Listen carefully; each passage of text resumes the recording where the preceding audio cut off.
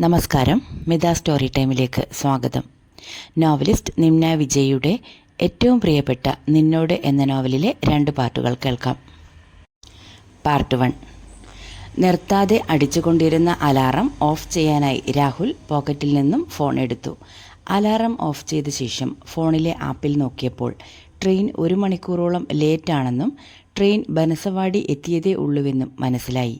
അവൻ കുറച്ചുനേരം കൂടെ ഉറങ്ങിയാലോ എന്ന് ആലോചിച്ചു. പക്ഷെ ഓരോ 5 മിനിറ്റിലും ചായ, കോഫി എന്നുറക്കെ വിളിച്ചു പറഞ്ഞ് കമ്പാർട്ട്മെൻറ്റിലൂടെ നടക്കുന്ന പാൻട്രി ജീവനക്കാരുടെ ബഹളം അതിനനുവദിച്ചില്ല. അവൻ അപ്പർ ബെർത്തിൽ നിന്നും ബാഗുമെടുത്ത് താഴേക്കിറങ്ങി. സീറ്റിനടിയിൽ അഴിച്ചു വെച്ച ഷൂ ധരിച്ച് ഒഴിഞ്ഞുകിടന്ന സൈഡ് സീറ്റിലിരുന്നു. തന്നെ പിക്ക് ചെയ്യാൻ വരണമെന്ന് സാമിനെ ഇന്നലെ രാത്രി ഒരുപാട് തവണ ഓർമ്മിപ്പിച്ചതാണെങ്കിലും സാം അത് മറന്നു കാണും എന്നുറപ്പുള്ളതുകൊണ്ട് രാഹുൽ ഒന്നുകൂടി അവനെ വിളിച്ചു.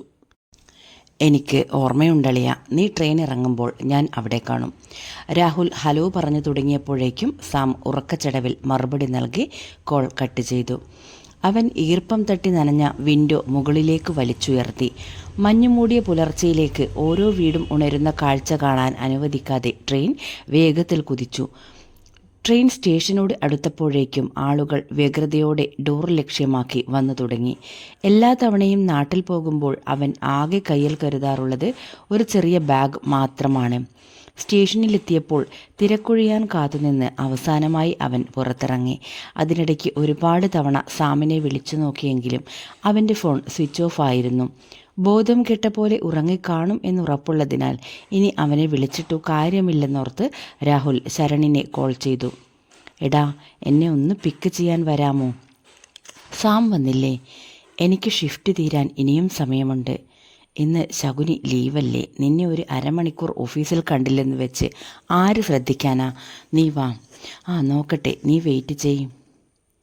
കോൾ കട്ട് ചെയ്ത് രാഹുൽ സ്റ്റേഷന് പുറത്തേക്കിറങ്ങി. അടുത്തുണ്ടായ ടീ ഷോപ്പിൽ കയറി ഒരു ചായ പറഞ്ഞു. ചായ കുടിച്ച് അലക്ഷ്യമായി സ്റ്റേഷനിലേക്ക് നോക്കിക്കൊണ്ടിരിക്കുമ്പോഴാണ് ഒരു പെൺകുട്ടി അവൾക്ക് കൊണ്ടുപോകാവുന്നതിലും അധികം ഭാരം തോന്നിക്കുന്ന ഒരു ട്രാവലർ ബാഗും തോളിലിട്ട് ട്രോളിയും വലിച്ച് സ്റ്റേഷന് പുറത്തേക്ക് വന്നത്. ഓട്ടോ വേണോ എന്ന ചോദ്യവുമായി പിറകെ കൂടിയവരെ കണ്ടപ്പോഴേ ആ നഗരത്തിലെ തൻ്റെ പരിചയക്കുറവിൻ്റെ പരിഭ്രമത്തോടെ അവൾ വേണ്ടെന്ന് തലയാട്ടി വേഗത്തിൽ മുന്നോട്ട് നടന്നു. ആരെയോ കാത്തു നിൽക്കുന്ന പോലെ സ്റ്റേഷന് ചുറ്റും വീക്ഷിച്ചു കൊണ്ടിരുന്ന അവളെ കണ്ടപ്പോൾ ബാംഗ്ലൂരിലെ അവളുടെ ആദ്യ ദിവസമാണെന്ന് അവന് തോന്നി. ഓരോ തവണത്തെ അവധിയിലും നാട്ടിൽ പോയി തിരിച്ചു വരുമ്പോൾ 3 വർഷം മുൻപ് ആദ്യമായി ജോലിക്ക് വേണ്ടി ഇവിടെ വന്നപ്പോഴുണ്ടായ അതേ ഫീലാണ്. സ്ഥലങ്ങളും മനുഷ്യരും ഒരുപാട് പരിചിതമായി എന്നതിനപ്പുറം ബാംഗ്ലൂർ അവനിപ്പോഴും സ്വന്തമാണെന്ന് പറയുമെങ്കിലും ഒരിക്കലും സ്വന്തമെന്ന് തോന്നിക്കാത്ത ബന്ധുവീട് പോലെയാണ്. ചായ പകുതി കുടിച്ചപ്പോഴേക്കും ശരൺ റോഡിൻ്റെ ഓപ്പോസിറ്റ് സൈഡിൽ വണ്ടി നിർത്തി ഹോണടിച്ചു. രാഹുൽ ക്യാഷ് കൊടുത്ത് തിരക്കിനിടയിലൂടെ റോഡ് ക്രോസ് ചെയ്ത് വേഗത്തിൽ അവൻ്റെ ബൈക്കിൽ കയറി. ബാംഗ്ലൂർ നഗരത്തിൻ്റെ സ്ഥിരം ബ്ലോക്കിലൂടെ ശരൺ വണ്ടി മുന്നോട്ടെടുത്തപ്പോൾ രാഹുൽ വെറുതെ ഒന്ന് തിരിഞ്ഞു നോക്കി. നേരത്തെ താൻ കണ്ട പെൺകുട്ടി കാറിൻ്റെ ഡിക്കിയിലേക്ക് അവളുടെ ലഗേജ് കയറ്റി വെക്കാൻ സഹായിച്ച ആളിനൊപ്പം കാറിലേക്ക് കയറുന്നത് അവൻ വ്യക്തമായി കണ്ടു. നീ എന്തു പറഞ്ഞു ഓഫീസിൽ നിന്നിറങ്ങി? എന്താ? ബൈക്കിൻ്റെ വേഗതയിൽ അവൻ്റെ ചോദ്യം വ്യക്തമായി കേൾക്കാത്തതിനാൽ ശരൺ ഒന്നുകൂടി ചോദിച്ചു. ഓഫീസിൽ നിന്ന് എങ്ങനെ ചാടിയെന്ന്. രാഹുൽ അവൻ്റെ അടുത്തേക്ക് ചേർന്നിരുന്ന് അല്പം കൂടി ഉച്ചത്തിൽ ചോദിച്ചു. എന്തു പറയാൻ, നമ്മുടെ ലാസ്റ്റ് പ്രസൻറ്റേഷനിൽ ക്ലയൻറ്റ് ഫ്ലാറ്റ് ആയില്ലേ, അതുകൊണ്ട് 2 ദിവസമായി സമാധാനമുണ്ട്. അഖിലിനോട് പറഞ്ഞിട്ട് ഇങ്ങു പോന്നു. നീ എനിക്ക് കീ തരണം. സാമിനെ വിളിച്ച് എഴുന്നേൽപ്പിക്കാൻ പാടാ. അപ്പാർട്ട്മെൻറ്റിന് മുൻപിൽ രാഹുലിനെ ഇറക്കി ഓഫീസിലേക്ക് തിരിച്ചു പോകാൻ തുടങ്ങിയ ശരണിനെ രാഹുൽ പിടിച്ചു നിർത്തി. ബ്രേക്ക്ഫാസ്റ്റ് വന്നിട്ട് കഴിക്കാം. അമ്മ നിങ്ങൾക്ക് കുമ്പിളപ്പവും ചക്കയപ്പവും തന്നുവിട്ടിട്ടുണ്ട്. അങ്ങനെയാണെങ്കിൽ ഞാൻ വരുന്നതുവരെ സാമിനെ ഉണർത്തരുത്, അല്ലെങ്കിൽ എനിക്കൊന്നും ബാക്കിയുണ്ടാവില്ല. ശരൺ പറഞ്ഞത് കേട്ടു ചിരിച്ചുകൊണ്ട് രാഹുൽ ലിഫ്റ്റിനടുത്തേക്ക് നടന്നു. വരുന്ന വഴിയാണോ? നാട്ടിൽ എന്തൊക്കെയുണ്ട് വിശേഷം? ലിഫ്റ്റ് വരാൻ വേണ്ടി വെയിറ്റ് ചെയ്യുന്ന രാഹുലിനെ കണ്ട അവിടുത്തെ സെക്യൂരിറ്റി ചന്ദൻ ചേട്ടൻ ചോദിച്ചു. എല്ലാവരും ഹാപ്പിയായിരിക്കുന്നു. എവിടെ പോയി ചോട്ടു? സ്കൂളിൽ പോകാൻ ഒരുങ്ങുക. നീ വന്നോ എന്ന് ഇന്നലെ കൂടി ചോദിച്ചതേയുള്ളൂ. 3 വർഷം മുൻപേ ഇവിടേക്ക് താമസം മാറിയപ്പോൾ കണ്ടതാണ് ബീഹാറുകാരനായ ചന്ദൻ ചേട്ടനെ. ഭാര്യ രത്നയും 6 വയസ്സുള്ള മകൻ ചോട്ടുവുമൊത്ത് താഴെയുള്ള ഒരു ചെറിയ മുറിയിലാണ് താമസിക്കുന്നത്. ഇവിടെ താമസമാക്കിയ ആദ്യ സമയങ്ങളിൽ ഫ്ലാറ്റ് വൃത്തിയാക്കാനും മറ്റും രത്നമ്മ വരാറുണ്ടായിരുന്നു. അവരുടെ കൂടെ അപ്പോൾ 3 വയസ്സുണ്ടായിരുന്ന ചോട്ടുവും ഒപ്പം കാണും. രത്നമ്മ പണിയെടുക്കുമ്പോൾ ചോട്ടു രാഹുലിനോട് അവൻ്റെ ചെറിയ വായിൽ മിണ്ടിയും പറഞ്ഞും ഇരിക്കും. 3 വയസ്സായെങ്കിലും അപ്പോഴും അവൻ്റെ കൊഞ്ചിച്ചുള്ള സംസാരം കേൾക്കാൻ രാഹുലിന് ഇഷ്ടമായിരുന്നു. രത്നമ്മ ഇപ്പോൾ ജോലിക്ക് വരാറില്ലെങ്കിലും ചോട്ടു ഇപ്പോഴും ഫ്ലാറ്റിലെ നിത്യസന്ദർശകനാണ്. ഫ്ലാറ്റിലെത്തിയതും രാഹുൽ നേരെ മുറിയിലേക്ക് കയറി മൂടി പുതച്ചുറങ്ങുന്ന സാമിൻ്റെ നടുവിനെ നോക്കി ഒരു ചവിട്ട് കൊടുത്തു. സാമാന്യം നല്ല വേദനയായ മട്ടിൽ സാം ഉറക്കത്തിൽ നിന്നും ഞെട്ടിയെണീറ്റു. വാക്കു പറഞ്ഞാൽ വാക്കാണത്രേ, ലേശം ഉളുപ്പ്. അളിയ, നിന്നോട് ഞാൻ വിളിച്ചെഴുന്നേൽപ്പിക്കാൻ പറഞ്ഞതല്ലേ. സാം വീണ്ടും പുതപ്പെടുത്ത് വലിച്ചിട്ട് ഉറങ്ങാൻ ഭാവിച്ചു. സ്റ്റേഷനിൽ എത്തി എത്ര തവണ വിളിച്ചു, നിന്റെ ഫോൺ സ്വിച്ച് ഓഫ് ആണ്. രാത്രി മുഴുവൻ കണ്ട പെൺപിള്ളേരോട് ചാറ്റും ചെയ്തു കിടന്നാൽ ഫോണിൽ ചാർജ് കാണില്ല. അതിനിപ്പോൾ എന്താ, നീ തട്ടുകേടൊന്നും പറ്റാതെ ഇങ്ങെത്തിയല്ലോ. ഉപദ്രവിക്കാതെ പോടാ, കുറച്ചു നേരം കൂടെ ഒന്ന് ഉറങ്ങട്ടെ. ആ കിടന്നോ, നിനക്കിന്ന് മോർണിംഗ് ഷിഫ്റ്റ് അല്ലേ. ശകുനി ഇന്ന് ലീവ് കഴിഞ്ഞെത്തും. രാഹുൽ ടവലെടുത്ത് ബാത്റൂമിലേക്ക് നടക്കുന്നതിനിടെ പറഞ്ഞു. നാശം, മൂഡ് പോയി. സാം എണീറ്റ് ഫോൺ എടുത്ത് ചാർജിലിട്ടു.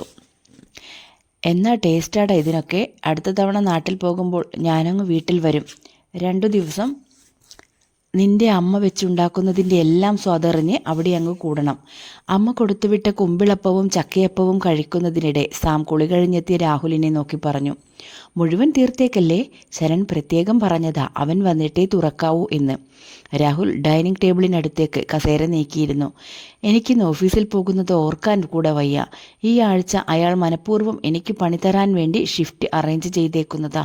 അല്ലെങ്കിൽ എന്നതാ എനിക്ക് മാത്രം ഡേ ഷിഫ്റ്റും നിങ്ങൾക്ക് 3 ആൾക്കും നൈറ്റും വരുന്നേ. നീ അയാളുടെ പെറ്റല്ലേ. പിന്നെ നിങ്ങൾ 2 പേരും കോട്ടയം നസ്രാണികളായതിൻ്റെ ഒരു പ്രത്യേക സ്നേഹവും കാണും. ആ പിന്നെ, അവൻ്റെ പ്രത്യേക സ്നേഹം കാരണം 2 ക്ലയൻറ്റ് മീറ്റിംഗ് ആണ് ഇന്നെനിക്ക് അറ്റൻഡ് ചെയ്യാനുള്ളത്. കുളിക്കാതെ ഒന്നും പോകാനും പറ്റില്ല. ക്ലയൻറ്റിൻ്റെ അടുത്ത് പോകുമ്പോൾ മുഖത്ത് ഫ്രഷ്നെസ് ഇല്ല എന്നൊക്കെ പറഞ്ഞാവും അടുത്ത റിവ്യൂ മീറ്റിങ്ങിലിട്ട് പൊരിക്കാൻ പോകുന്നത്. ഇസ്തിരി ഇടാനൊന്നും ഇനി സമയമില്ല. സാം ശരണിൻ്റെ ഷെൽഫിൽ നിന്നും ഇസ്തിരിയിട്ട് വെച്ച ഒരു ഷർട്ട് എടുത്തിട്ടു. സാം പോയി കുറച്ചു കഴിഞ്ഞപ്പോഴേക്കും ശരണെത്തി. രാഹുൽ പറഞ്ഞതുകൊണ്ട് മാത്രം സാം ബാക്കി വെച്ച 2 വട്ടയപ്പം ബ്രേക്ക്ഫാസ്റ്റായി കഴിച്ച് നേരെ ഉറങ്ങാൻ കിടന്നു. നൈറ്റ് ഷിഫ്റ്റ് ഉള്ള ദിവസങ്ങളിൽ എല്ലാവരുടെയും റൂട്ടീൻ ഇത് തന്നെയാണ്. ഷിഫ്റ്റ് കഴിഞ്ഞു വന്ന് വല്ലതും കഴിച്ച് നേരെ ഉറങ്ങാൻ കിടക്കും. പിന്നെ വൈകുന്നേരം എണീറ്റ് ഫ്രഷായി ഒരു ചായ ഇട്ട് കുടിക്കും. രാത്രി ഓഫീസിൽ പോകാൻ നേരം പുറത്തുനിന്ന് എന്തെങ്കിലും കഴിച്ച് ഡ്യൂട്ടിക്ക് കയറും. ഇന്നലെ ട്രെയിനിൽ കിടന്ന് നന്നായി ഉറങ്ങിയതിനാൽ രാഹുലിന് ഉറക്കം വന്നില്ല. അവൻ ഫോൺ എടുത്ത് അമ്മയെ വിളിച്ചു. നീ എത്തിയോ? എന്നാൽ സ്കൂളിൽ AEO വിസിറ്റുണ്ട്, അതിൻ്റെ തത്രപ്പാടിലായിരുന്നു. ഫോൺ വിളിക്കാനൊന്നും നേരം കിട്ടിയില്ല. അമ്മ ഫോൺ എടുത്തപാടെ പറഞ്ഞു. ഞാൻ രാവിലെ തന്നെ എത്തി. അമ്മ പോകാനുള്ള തിരക്കാവും എന്ന് കരുതിയാണ് വിളിക്കാതിരുന്നത്. അവരൊക്കെ എവിടെ? നീ പലഹാരങ്ങളൊക്കെ കൊടുത്തില്ലേ? അതൊക്കെ രാവിലെ തന്നെ തീർന്നു. സാം നാട്ടിൽ വരുമ്പോൾ 2 ദിവസം അമ്മയുണ്ടാക്കുന്ന ഭക്ഷണം കഴിക്കാൻ മാത്രമായി പാലക്കാട് വന്നു നിൽക്കണമെന്ന് പറയുന്നുണ്ട്. നിനക്ക് ഇന്നലെ തന്നെ പോകണമെന്ന് പറഞ്ഞത് കൊണ്ടാ, അല്ലെങ്കിൽ ചെറിയമ്മയെ വിളിച്ച് കുറച്ചുകൂടി എന്തെങ്കിലുമൊക്കെ ഉണ്ടാക്കി തന്നു വിടണമെന്ന് കരുതിയതാ. ഇതൊക്കെ തന്നെ ധാരാളം. ആ ബാഗിൽ എങ്ങനെയാ കൊണ്ടുവന്നതെന്ന് എനിക്കേ അറിയൂ. എനിക്കിന്ന് നൈറ്റാണ്. അമ്മയ്ക്ക് ഇറങ്ങാനായെങ്കിൽ ഇറങ്ങിക്കോ, ഞാൻ പിന്നെ വിളിക്കാം. 2 ദിവസം താൻ ഇല്ലാതിരുന്നതിനാൽ സാം മുറിയെല്ലാം അലങ്കോലമാക്കി വെച്ചിരുന്നു. ശരണിന് സമയം കിട്ടിയിരുന്നെങ്കിൽ ഈ റൂം കൂടെ അവൻ ക്ലീൻ ചെയ്തേനെ. ഓഫ് ഡേയ്സിൽ അവർ 2 പേരെയും കൂട്ടുവിളിക്കാതെ ഫ്ലാറ്റ് മുഴുവൻ ക്ലീൻ ചെയ്യുന്നത് ശരണാണ്. രാഹുൽ അവരുടെ മുറി ക്ലീൻ ചെയ്തു. രാത്രി കഴിക്കാനുള്ളതുണ്ടാക്കിയ ശേഷം യൂട്യൂബിൽ പഴയ തമിഴ് സിനിമ മൗനരാഗം പ്ലേ ചെയ്ത് സോഫയിലേക്ക് കിടന്നു. എണീക്കടാ, ദാ ചായ. ശരൺ വന്ന് തട്ടിയപ്പോൾ രാഹുൽ ഞെട്ടി എണീറ്റു. സിനിമ കാണുന്നതിനിടയിൽ എപ്പോഴാണ് ഉറങ്ങിപ്പോയതെന്ന് ഓർമ്മയില്ല. സമയം എന്തായി? അവൻ നിവർന്നിരുന്നു കൊണ്ട് ക്ലോക്കിലേക്ക് നോക്കി. ഒരു 3 മണിക്കൂറുണ്ട്. അത് കഴിഞ്ഞാൽ 2 ദിവസത്തെ വെക്കേഷൻ ഹാങ് ഓവർ മാറ്റിവെച്ച് നിനക്കെൻ്റെ കൂടെ ഓഫീസിൽ വരാം. ശരൺ ചായക്കപ്പ് ടേബിളിൽ വെച്ച് രാഹുലിനെ അഭിമുഖമായിരുന്നു. എന്തൊക്കെയാവും അവിടുത്തെ അവസ്ഥയെന്ന് ഓർക്കാൻ പോലും വയ്യ. അമ്മ എന്തു പറയുന്നു? ലാസ്റ്റ് ടൈം വന്നപ്പോൾ ഈ മാസം വീണ്ടും വരാമെന്ന് പ്രോമിസ് ചെയ്തതാണ്. അന്നൊക്കെ ഓഫീസിലേക്ക് ഇറങ്ങിപ്പോകുമ്പോഴും തിരിച്ചു വരുമ്പോഴും നമ്മളെ കാത്ത് വീട്ടിൽ അമ്മയുണ്ടാവുന്നത് ഒരു സന്തോഷമാണ്. ഇവിടെ ഒരു ഹോംലി ഫീൽ കിട്ടുന്നത് അപ്പോഴാണ്. ഇനിയിപ്പോൾ അടുത്ത വെക്കേഷന് നോക്കിയാൽ മതി. എല്ലാം വിട്ട് ഇവിടെ എൻ്റെ കൂടെ നിൽക്കണം എന്ന് ഞാൻ ഒരു വാക്ക് പറഞ്ഞാൽ അമ്മ വരും. പക്ഷേ എന്നിട്ടെന്തിനാ? അമ്മ ജീവിതത്തിൽ ഏറ്റവും കരുതലോടെ സൂക്ഷിച്ചു പോരുന്ന ഒന്നേ ഞാൻ കണ്ടിട്ടുള്ളൂ. അത് അച്ഛൻ്റെ ഓർമ്മകളാണ്. അത് ഉപേക്ഷിച്ചു വരാൻ ഞാൻ എങ്ങനെയാണ് പറയുക? രാഹുൽ കപ്പിലെ ബാക്കിയായ ചായ കൂടി ചായ കൂടി കുടിച്ചു തീർത്ത ശേഷം ശരണിൻ്റെ ഗ്ലാസ് വാങ്ങി കിച്ചണിലേക്ക് നടന്നു. ശരൺ ടി വിയിൽ പ്ലേ ചെയ്തിരുന്ന സിനിമയിലേക്ക് നോക്കി കുറച്ചുനേരം സോഫയിൽ തലചായ്ച്ചിരുന്നു. 2. അവന് ടീം ലീഡ് ആയി പ്രമോഷൻ കിട്ടിയപ്പോൾ ഞാൻ ചിന്തിച്ചിരുന്നു, കുറച്ചുകൂടി ട്രൈ ചെയ്തിരുന്നെങ്കിൽ എനിക്കത് കിട്ടിയേനെ എന്ന്. എക്സ്പീരിയൻസ് വെച്ച് നോക്കുമ്പോൾ എനിക്ക് കിട്ടേണ്ടിയിരുന്ന പൊസിഷനാണ്. പക്ഷേ ഇപ്പോൾ ഇതൊക്കെ കാണുമ്പോൾ ആ വിഷമമങ്ങ് മാറിക്കിട്ടി. ബോട്ടിലിൽ വെള്ളമെടുത്ത് മീറ്റിംഗ് റൂമിന് വെളിയിലൂടെ ഡെസ്കിലേക്ക് നടക്കുമ്പോൾ പ്രസൻറ്റേഷൻ ചെയ്തുകൊണ്ടിരുന്ന രാഹുലിനെ നോക്കി അഖിൽ ശരണിനോടായി പറഞ്ഞു, സാലറിയിൽ അക്കങ്ങൾ കൂടുമ്പോൾ ഇതുപോലെ പണിയും കൂടും. അല്ലേലും ഭാരപ്പെട്ട പണിയെടുക്കാൻ നിനക്ക് പണ്ടേ മടിയല്ലേ? കല്യാണ ഒരുക്കങ്ങളൊക്കെ എവിടെ വരെയായി? ഞാൻ ഒന്നിലും ഇടപെടാറില്ല. അമ്മയാണ് എല്ലാം നോക്കുന്നത്. നൈറ്റ് ഷിഫ്റ്റ് ആയതുകൊണ്ട് കുറച്ച് ആശ്വാസമുണ്ട്. അല്ലെങ്കിൽ രാത്രി അവളുടെ ഒരുക്കങ്ങളുടെ കഥ കൂടെ കേൾക്കേണ്ടി വന്നേനെ. അഖിൽ കസേരയിലേക്കിരുന്നു. കല്യാണം അവളുടെ മാത്രമല്ലല്ലോ, നിന്റെയും കൂടെയല്ലേ? നിന്റെ സംസാരം കേട്ടാൽ കഴുത്തിന് പിടിച്ച് കെട്ടിക്കുന്ന പോലെയുണ്ടല്ലോ. ഒരു വിധത്തിൽ അങ്ങനെ തന്നെയല്ലേ? ഞാൻ അവരോട് പറഞ്ഞതല്ലേ ഇപ്പോൾ എനിക്ക് കല്യാണം വേണ്ടെന്ന്. കല്യാണം ഇപ്പോൾ വേണമെന്നും അതും പെണ്ണ് ബാംഗ്ലൂർ മലയാളി ഫാമിലിയിൽ നിന്നും തന്നെ വേണമെന്നുമെല്ലാം അമ്മയുടെ ഒറ്റ നിർബന്ധമാണ്. ഇവിടെ ജനിച്ചു വളർന്നത് കൊണ്ടാണോ എന്നറിയില്ല, എനിക്കങ്ങനെ മലയാളി പെൺകുട്ടികളോട് ഒരു പ്രത്യേക താല്പര്യമൊന്നും ഇതുവരെ തോന്നിയിട്ടില്ല. പക്ഷേ അവളൊരു പാവം കുട്ടിയാണ്. അല്ലെങ്കിലും അവൾക്കെന്തറിയാം? അച്ഛനും അമ്മയും എല്ലാ സൗകര്യങ്ങളും ചെയ്തു കൊടുത്ത് പഠിപ്പിച്ചു. പഠിത്തം തീരുന്നതിന് മുൻപേ അവർക്ക് നല്ലതെന്ന് തോന്നിയ ഒരു കുടുംബത്തിലേക്ക് കെട്ടിച്ചു വിടുന്നു. അന്ന് പെണ്ണു കാണാൻ പോയപ്പോൾ അവളെ കണ്ട് ഫ്ലാറ്റായത് നീയല്ലേ? അത്രയും നേരം കല്യാണം വേണ്ട എന്ന് പറഞ്ഞ നിന്റെ മുഖത്ത് മൃദുലയെ കണ്ടു കഴിഞ്ഞപ്പോഴുണ്ടായ ആ അവിഞ്ഞ ചിരി എനിക്കിപ്പോഴും നല്ല ഓർമ്മയുണ്ട്. ശരൺ വീണ്ടും ആ പെണ്ണു കാണൽ ഓർത്തെടുത്ത് ചിരിച്ചു. അവളെ ഇഷ്ടമില്ലാന്ന് ഞാൻ പറഞ്ഞില്ലല്ലോ. ഒന്ന് ശരിക്കും പരിചയപ്പെട്ട് പരസ്പരം മനസ്സിലാക്കിയതിന് ശേഷമാണ് ഈ കല്യാണമെന്ന ഏർപ്പാടെങ്കിൽ കുഴപ്പമില്ലായിരുന്നു. ഇതിപ്പോൾ പെണ്ണ് കണ്ട് 2 മാസത്തിൽ കല്യാണമെന്നായില്ലേ? ഇതിന് ഇംഗ്ലീഷിൽ ഹൈപ്പൻജിയോഫോബിയ എന്ന് പറയും. ശരിക്കുമുള്ള മലയാളം വേർഡ് അറിയില്ലെങ്കിലും വേണമെങ്കിൽ ഉത്തരവാദിത്തങ്ങൾ ഏറ്റെടുക്കാനുള്ള പേടി എന്ന് പറയാം. അതെ, സംസാരമൊക്കെ മതി. ഞാനിപ്പോൾ ഗ്രൂപ്പിൽ ഒരു പ്രൊജക്റ്റ് ഡീറ്റെയിൽസ് അയച്ചിട്ടുണ്ട്. ബാക്കിയുള്ളവരെ കൂടി വിളിച്ച് പണി തുടങ്ങിക്കോ. രാഹുൽ മീറ്റിംഗ് കഴിഞ്ഞു വന്ന് അഖിലിനടുത്തായി ചേറ് വലിച്ചിട്ടിരുന്നു. ഇതിൻ്റെ ഡെഡ്ലൈൻ നെക്സ്റ്റ് ഫ്രൈഡേ ആണല്ലോ. ഇഷ്ടം പോലെ സമയമുണ്ട്. ഞാനിന്ന് രാവിലെ അമ്മയുടെ കൂടെ ക്ഷേത്രത്തിൽ പോകാമെന്ന് വാക്ക് കൊടുത്തതാ. കുറച്ച് നേരത്തെ ഇറങ്ങണം. ബൈ. അഖിൽ ലാപ്ടോപ്പ് അടച്ചു വെച്ച് ബാഗിലേക്ക് ഇട്ടുകൊണ്ട് പോകാൻ ഒരുങ്ങി. നിൻ്റെയൊക്കെ ലൈഫാണ് ലൈഫ്. വർക്ക് തീർന്നാലും ഇല്ലെങ്കിലും ഷിഫ്റ്റ് കഴിഞ്ഞാൽ ഒന്നും നോക്കാതെ ഇറങ്ങിപ്പോകാലോ. രാഹുൽ അവനെ കൈ കാണിച്ച് വീണ്ടും ജോലിയിൽ മുഴുകി. ഇറങ്ങുന്നില്ലേ? ശരൺ ചെയർ നീക്കി രാഹുലിനടുത്തേക്കിരുന്നു. ഇതിലേക്ക് നോക്കിയിട്ട് നിനക്ക് ഇതിപ്പോൾ കഴിയുന്ന പോലെ തോന്നുന്നുണ്ടോ? നീ വിട്ടോ, ഞാൻ ഇതൊന്ന് തീർത്തിട്ട് വന്നേക്കാം. രാഹുൽ മോണിറ്ററിലേക്ക് നോക്കിക്കൊണ്ട് പറഞ്ഞു. ശരി, ബൈക്ക് എടുത്തോ, ഞാൻ ഓട്ടോ പിടിച്ചു പോയേക്കാം. ശരൺ ബൈക്കിൻ്റെ ചാവി അവൻ്റെ ഡെസ്കിന് മുകളിൽ വെച്ച് യാത്ര പറഞ്ഞിറങ്ങി. രാഹുൽ വർക്ക് കഴിഞ്ഞ് ഓഫീസിൽ നിന്ന് ഇറങ്ങുമ്പോഴേക്കും ഒരുപാട് വൈകി. മോർണിംഗ് ഷിഫ്റ്റിന് കയറി. തിരക്കിട്ട് പണിയെടുത്തു കൊണ്ടിരുന്ന സാമിനെ നിർബന്ധിച്ച് വിളിച്ച് ചായ കുടിക്കാനായി അവർ ഓഫീസിനടുത്തുള്ള കടയിലേക്ക് നടന്നു. ഈ റോഡിലൂടെ നടക്കുമ്പോഴെങ്കിലും നീ ആ ഫോൺ ഒന്ന് താഴെ വെക്ക്. ചിരിച്ചുകൊണ്ട് ആരോടോ ചാറ്റ് ചെയ്തുകൊണ്ടിരുന്ന സാമിൻ്റെ കയ്യിൽ നിന്നും രാഹുൽ ഫോൺ പിടിച്ചു വാങ്ങി. അളിയ, ഒരാഴ്ചയായി ഞാൻ കഷ്ടപ്പെട്ട് ട്യൂൺ ചെയ്തു കൊണ്ടിരിക്കുകയാണ്. ദയവ് ചെയ്ത് നശിപ്പിക്കരുത്. ഈ ട്യൂൺ ചെയ്യുന്ന ഏതെങ്കിലും പെൺകുട്ടിയുടെ കൂടെ ഒരു ഡേറ്റിലധികം നീ പോയിട്ടുണ്ടോ? ഈ പെൺപിള്ളേരുടെ എല്ലാം ശാപം നീ എവിടെ കൊണ്ട് കളയും? ആകെ ഒരു ജീവിതമല്ലേ അളിയ. അതിൽ ഒരാളെ മാത്രം കണ്ട് അവരെ മാത്രം സ്നേഹിച്ചു നടന്നാൽ ബോറടിക്കില്ലേ? പുതിയൊരാളെ കാണുമ്പോഴും പരിചയപ്പെടുമ്പോഴും കിട്ടുന്ന ഒരു അഡ്രിനാൽ റഷ് ഉണ്ട്. അതൊന്നും ഒരു ഡേറ്റിംഗ് ആപ്പിൽ പോലുമില്ലാത്ത നിന്നോടൊന്നും പറഞ്ഞിട്ട് കാര്യമില്ല. സാം രാഹുലിൻ്റെ കയ്യിൽ നിന്നും ഫോൺ തിരികെ വാങ്ങി 2 ചായയ്ക്ക് പറഞ്ഞ് ഒരു സിഗരറ്റ് കത്തിച്ചു. രാഹുൽ അവിടെയുണ്ടായ വാഷ് ബേസിലെ ടാപ്പ് തുറന്ന് മുഖം കഴുകി ടവൽ കൊണ്ട് മുഖം അമർത്തി തുടച്ചു.